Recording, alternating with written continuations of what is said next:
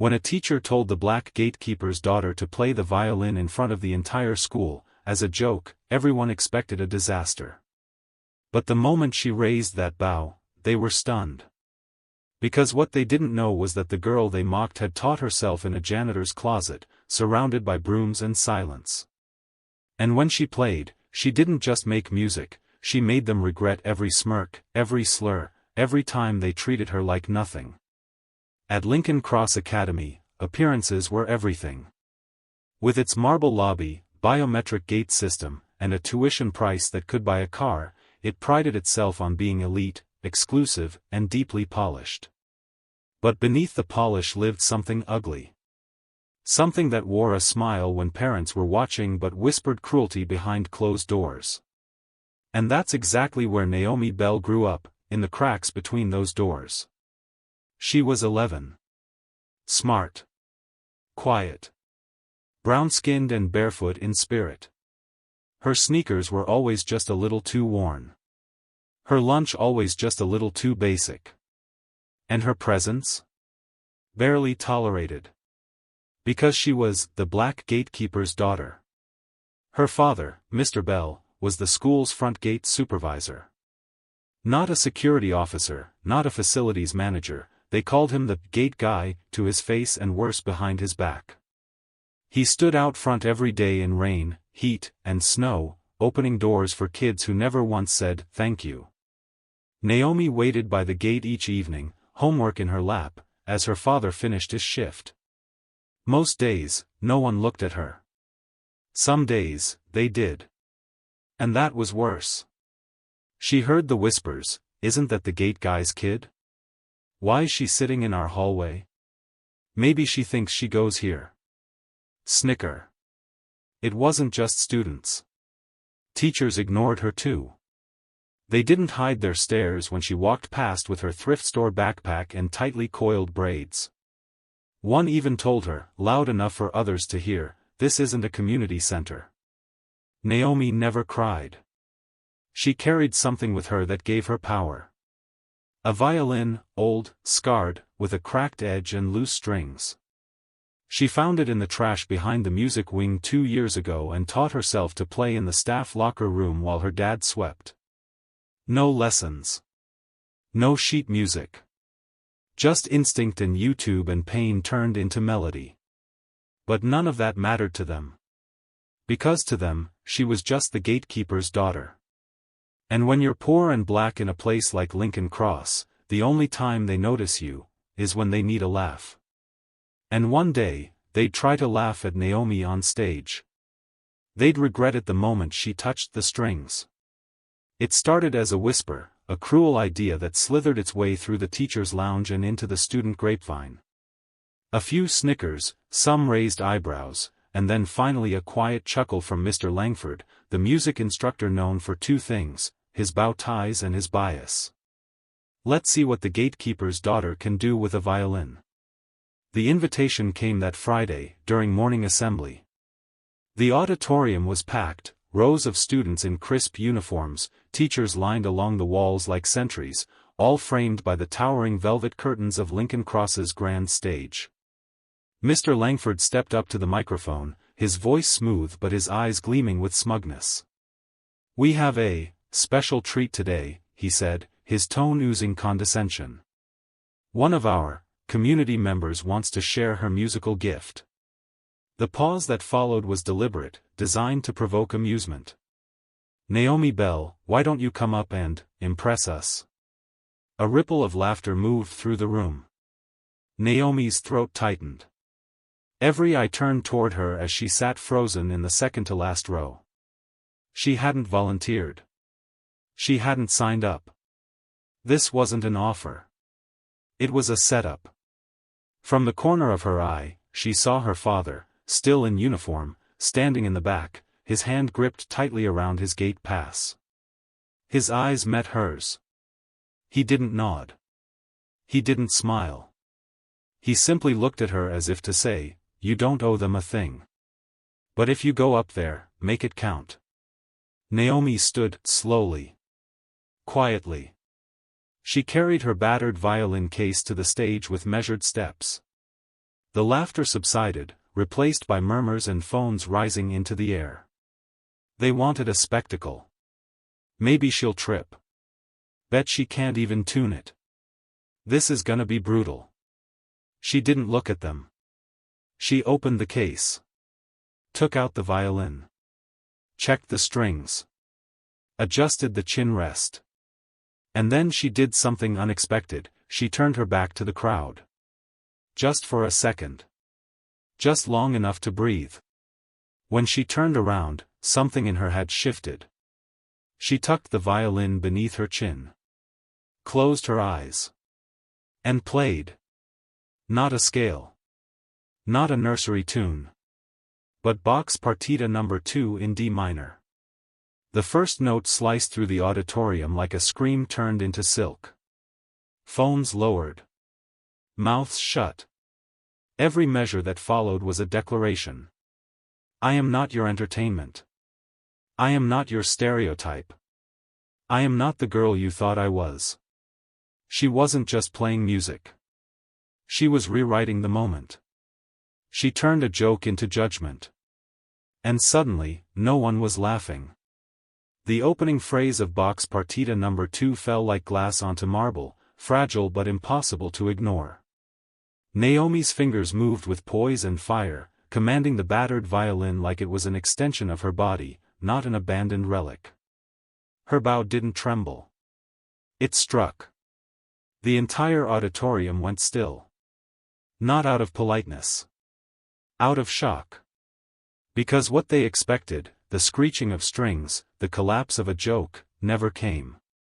Instead, what poured from the stage was soul. Technique. Rage disguised as grace. Mr. Langford's smirk dissolved in real time. His eyes darted from side to side, silently searching for an exit from the moment he had orchestrated. He had invited her up as a mockery. Now he was the one exposed. Some students sat frozen, mouths slightly agape, phones dangling uselessly in their hands. Others slowly lowered their devices, ashamed to keep recording something that felt sacred. It wasn't just music. It was memory.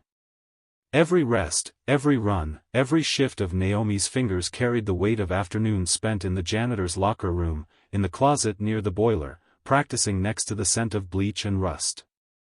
It carried the sting of every time she was called the help's daughter. The silence of being ignored.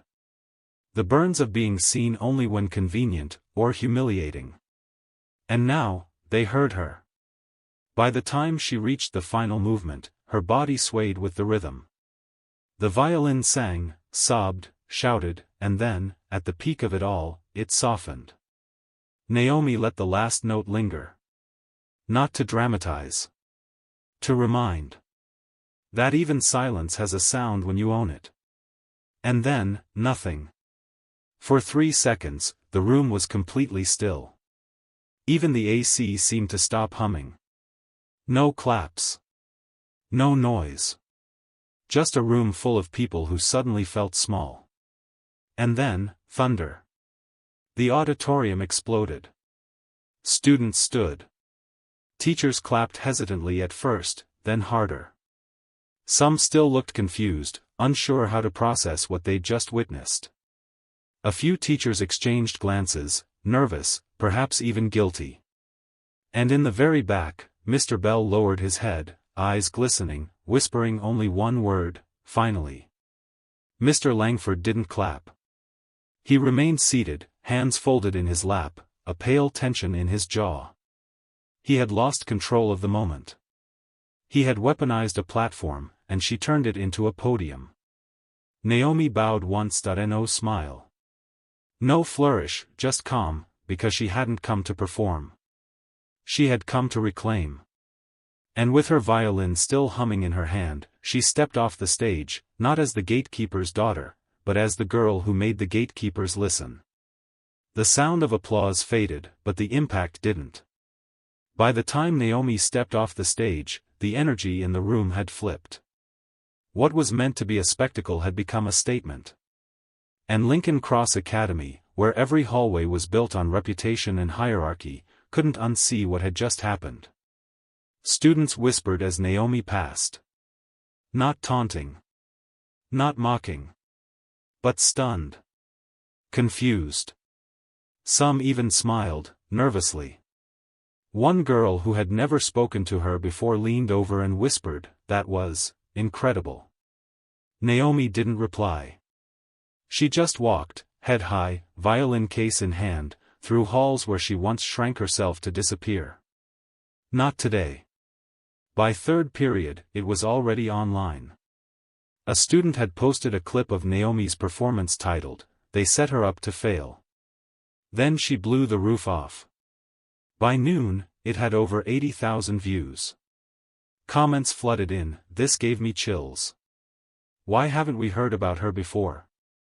Imagine treating someone like a joke and getting humbled like this." Some even tagged Mr. Langford's personal page. The internet didn't just notice the performance, it recognized the setup. The smirk. The condescension. The racial undertone of it all. It wasn't subtle. And now, it was public. By the time Naomi sat down for lunch, the head of school had called an emergency faculty meeting. Not to celebrate her, but to manage the backlash. In the teacher's lounge, Mr. Langford paced like a man unraveling. "She wasn't even supposed to play that," he muttered. "This was meant to be a light moment, community involvement. Now people are treating me like a bigot." But no one came to his defense. Because deep down, they all knew. This wasn't about one performance. This was about how the school treated her kind, from the daughter of the black gatekeeper to every child who didn't look like they belonged on a $30,000 a year campus. That afternoon, Naomi was called into the office. Not to be punished, but to be contained. "We're so proud of you," the head of school said with a tight smile. "But we'd like to guide how this story is being represented publicly." Naomi narrowed her eyes. "You mean control it?" He cleared his throat. "We're receiving media requests. We just want to be sure the narrative aligns with our school's values." Naomi didn't blink. "I think you've made your values very clear," she said. Then stood. "And this isn't your story to shape anymore." She walked out before he could respond. In the hallway, students turned to watch her pass again. But this time, they didn't look down. Some nodded. Some smiled. The echo of her music still haunted the halls. But the real noise had just begun. By Monday morning, Naomi Bell was no longer just the black gatekeeper's daughter. She was the headline. She was the silence breaker. And she was far from finished. Over the weekend, her performance had exploded. The video passed 1 million views, featured on national news, and even caught the attention of a renowned symphony director who called it one of the most emotionally honest interpretations of Bach I've ever seen. But Naomi didn't post about it, she didn't give interviews, instead, she prepared a speech. It wasn't for the world outside Lincoln Cross. It was for the place that tried to keep her small. That Tuesday, she walked into the auditorium, not as a guest, not as a victim, but as the keynote speaker for a school-wide equity assembly the administration was forced to organize after public backlash. She stepped to the mic calm. Straight-backed. Holding nothing but her words. "When I walked these halls, I was invisible. Not because I lacked voice, but because some of you refused to listen. The room was silent, you saw my skin before you heard my music. You saw my father's uniform before you saw my name. You saw where I sat, what I wore, who I was not. You thought giving me 5 minutes on stage would be funny. What you gave me was a microphone." Eyes widened across the room. Even some teachers shifted uncomfortably. This school has mastered the art of performing diversity while protecting power. You want inclusion, until it threatens your comfort. You want talent, until it doesn't look like your children. She paused. "I didn't play Bach for your approval. I played it to reclaim space you said wasn't mine. But this isn't about music anymore. This is about every student who's watched their name get skipped, their voice get hushed, their future written off. Her voice didn't shake. You can rename a hallway. You can make a video. But until you change who you listen to, and who you believe deserves to lead, nothing will change. Then she looked straight at the principal. Don't honor me because I went viral.